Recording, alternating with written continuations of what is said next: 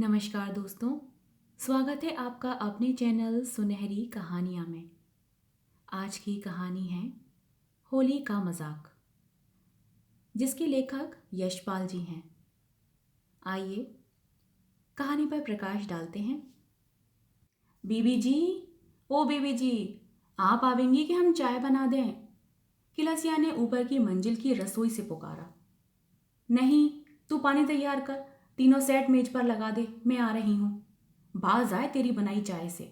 सुबह 3-3 बार पानी डाला तो भी इनकी काली और जहर की तरह कड़वी। तुम्हारे हाथ डिब्बा लग जाए तो पत्ती 3 दिन नहीं चलती। 7 रुपए में डिब्बा आ रहा है। मरी चाय को भी आग लग गई है। मालकिन ने किलसिया को उत्तर दिया। आलस्य अभी टूटा नहीं था, जरा और लेट लेने के लिए बोलती गई। बेटा मंटू, तू जरा चली जा ऊपर, तीनों पॉट बनवा दे। बेटा जरा देख कर पत्ती डालना, मैं अभी आ रही हूँ। अम्मा जी, जरा तुम आ जाओ, हमारी समझ में नहीं आता, बर्तन सब लगा दिए हैं। 17 वर्ष की मंटू ने ऊपर से उत्तर दिया। ठीक ही कह रही है लड़की, मालकिन ने सोचा। घर मेहमानों से भरा था, जैसे शादी ब्याह के समय का जमाव हो। चीफ इंजीनियर खोसला साहब की रिटायर होने में 4 महीने ही शेष थे। 3 वर्ष की एक्सटेंशन भी समाप्त हो रही थी। पिछले वर्ष बड़े लड़के और लड़की के ब्याह कर दिए थे। रिटायर होकर तो पेंशन पर ही निर्वाह करना था। जो काम अब 1000 में हो जाता, रिटायर होने पर उस पर 3000 लगते। रिटायर होकर इतनी बड़ी 13 कमरे की हवेली भी नहीं रख सकते थे। पहली होली पर लड़की जमाई के साथ आई थी। बड़ा लड़का आनंद 7 दिन की छुट्टी लेकर आया था, इसीलिए बहू को भी बुला लिया था। आनंद की छोटी साली भी बहन के साथ लखनऊ की सैर के लिए आ गई थी। इंजीनियर साहब के छोटे भाई गोंडा जिले में किसी शुगर मिल में इंजीनियर थे। मई में उनकी लड़की का ब्याह था। वे पत्नी, साली और लड़की के साथ दहेज खरीदने के लिए लखनऊ आए हुए थे। खूब जमाव था। मालकिन ऊपर पहुंची, प्लेटों में अंदाज से नमकीन और मिठाई रखी। जमाई ज्ञान बाबू के लिए बिस्कुट और संतरे रखे। साहब इस समय कुछ नहीं खाते थे, उनके लिए थोड़ी किशमिश रखी। किलसिया और सित्तों के हाथ नीचे भेजने के लिए ट्रे में चाय लगने लगी। अम्मा जी, यह क्या? मंटू माँ के बाएं हाथ की ओर संकेत कर झल्ला उठी। फिर वहीं डंडे जैसे खाली कलाइयां। कड़ा फिर उतार दिया। तुम्हें तो सोना घिस जाने की चिंता खाई जाती है। नहीं मंटो, माँ ने समझाना चाहा, तुम जरा ख्याल नहीं करती। मंटू बोलती गई। इतने लोग घर में आए हुए हैं, त्योहार का दिन है, यही तो समय होता है कुछ पहनने का, और तुम उतार कर रख देती हो। मंटू झुंझला रही थी। उसकी चाची मालकिन और देवरानी लीला नाश्ते में सहायता देने के लिए ऊपर आ गई। उसने भी मंटू का साथ दिया। हाँ भाभी जी, त्योहार का दिन है, घर में बहू आई है, जमाई आया है, ऐसे समय अभी कुछ नहीं पहना। कलाई नंगी रहे तो असगुन लगता है। सुबह तो चूड़ियां भी थी, कड़ा भी था। मालकिन ने नाश्ता बांटने से हाथ रोककर मंटू से कहा, जा नन्ही, दौड़ कर जा, बीच वाले गुसल खाने में देख, सिर धोने लगी थी तो बालों में उलझ रहा था, वहीं उतार कर रख दिया था। जहां मंजन मंजन पड़ा रहता है वहीं रखा था, लाकर पहना दे। मंटू जीने से धड़धड़ाती हुई नीचे गई। गुसलखाने में देखकर उसने वहीं से पुकारा, अम्मा जी, यहां कुछ नहीं है। मालकिन ने मंटू की बात सुनी तो चेहरे पर चिंता झलक आई। देवरानी से बोली, लीला, मेरे बाद तुम नहाने गई थी ना, तुमने नहीं देखा? अलमारी में रख दिया था। और फिर वहीं बैठे बैठे मंटू को उत्तर दिया, अच्छा बेटा, जरा अपने कमरे में तो देख ले, ड्रेसिंग टेबल की दराज में देख लेना, कपड़े वहीं पहने थे। लीला की बहन कैलाश भी आ गई थी। उसने भी पूछ ही लिया, क्या है, क्या नहीं मिल रहा? लीला को भाभी की बात अच्छी नहीं लगी। चेहरा गंभीर हो गया। उसने तुरंत अपनी बहन को संबोधन किया, काशो, हम दोनों तो नीचे के गुसलखाने में नहाने गई थी। मालकिन ने देवरानी के बुरा मान जाने की आशंका में तुरंत बात बदली, मैं तो कह रही हूं कि तू वहां नहाई होती तो उठाकर संभाल लिया होता। भाभी की बात से लीला को संतोष नहीं हुआ। उसने फिर कैलाश को याद दिलाया, काशो, मैं बीच के गुसलखाने में नहाने जा रही थी तो किलसिया ने नहीं कहा था कि बहू का साबुन, तौलिया और उसके लिए गर्म पानी रख दिया है? आपकी बात तो कुसुम ही नहाई थी, संभाल कर रखा होगा तो उसी के पास होगा। बीच की मंजिल से फिर मंटू की पुकार सुनाई दी, अम्मा जी, यहाँ भी कुछ नहीं है, मैंने सब देख लिया है। मालकिन ने कैलाश से कहा, काशो बहन, तू जा नीचे, मंटू से कहे कि जरा कुसुम से पूछ ले, उसने संभाल लिया होगा। मुझे तो यही याद है कि गुसल खाने की अलमारी में रखा था। कैलाश नीचे जा रही थी तो लीला ने मालकिन को सुझाया, भाभी जी, आपके बाद। किलसिया कमरे में आ गई, बोली, गोल कमरे में चाय दे दी है, बड़े साहब, जमाई बाबू और बड़े भैया तीनों वहीं पी रहे हैं, पकौड़ी लौटा दी है, कोई नहीं खाएगा। बहू जी, उनकी बहन और बड़ी बिटिया भी चाय नीचे मांग रही हैं। सित्तो क्या कर रही है? मालकिन ने किलसिया से पूछा। नीचे के गुसलखाने में कपड़े धो रही है। किलसिया बहू, उनकी बहन और बड़ी बिटिया के लिए चाय लेकर चली तो बोली, आपकी बात कुसुम से पहले किलसिया भी तो गुसलखाने में गई थी, उसी ने तो आपके कपड़े उठाकर कुसुम के लिए साबुन तौलिया रखा था। लीला ने स्वर दबाकर कहा, भाभी जी, मैंने आपसे कहा नहीं, पर किलसिया की आदत अच्छी नहीं है। पहले भी देखा, इस बार भी 2 बार पैसे उठ चुके हैं।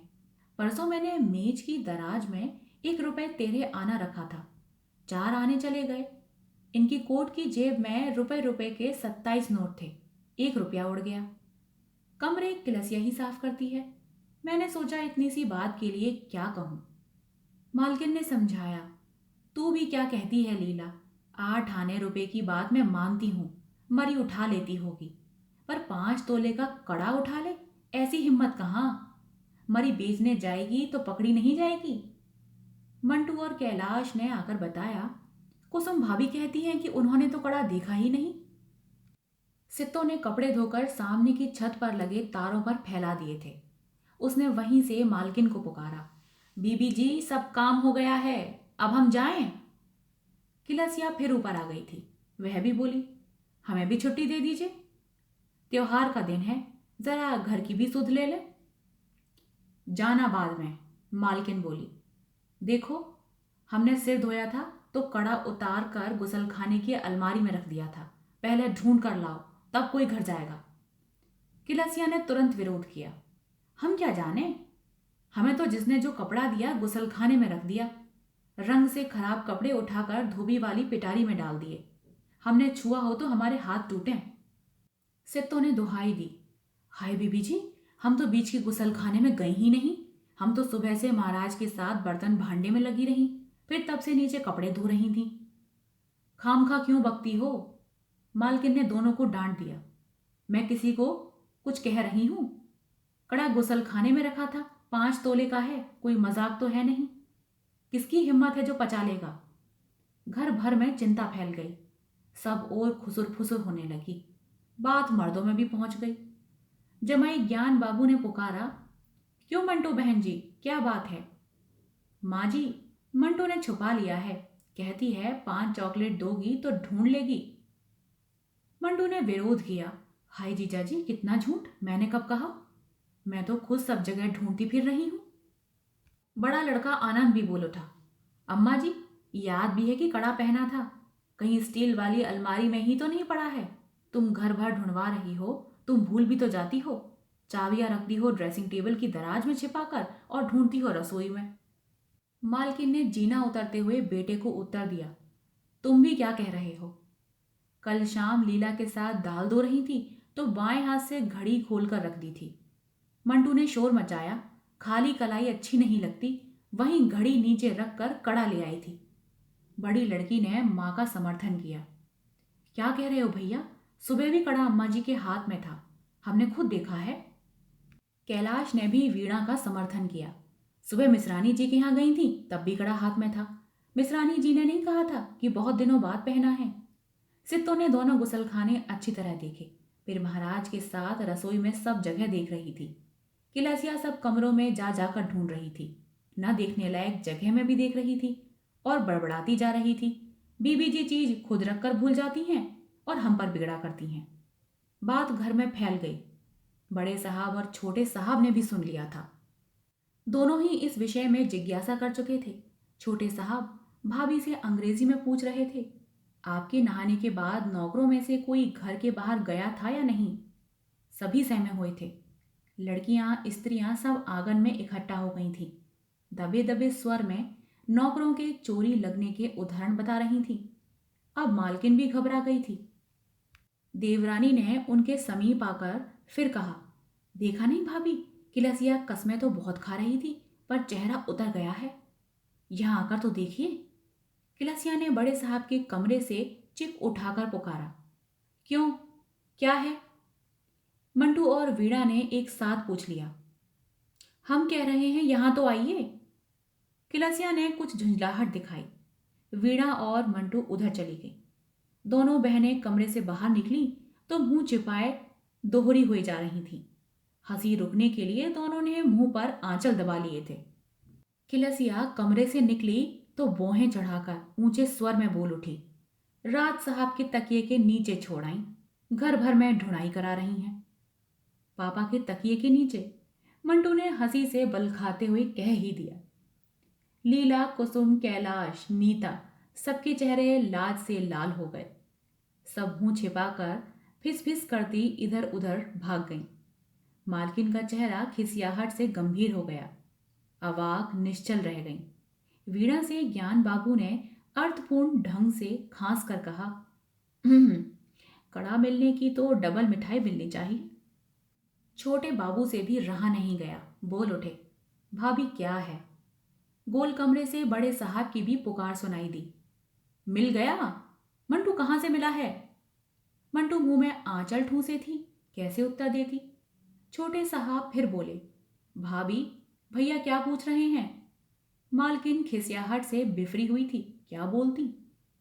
लीला ने हंसी दबाकर भाभी के कान में कहा, देखा चालाक को, कहाँ जाकर रख दिया, तभी ढूंढती फिर रही थी।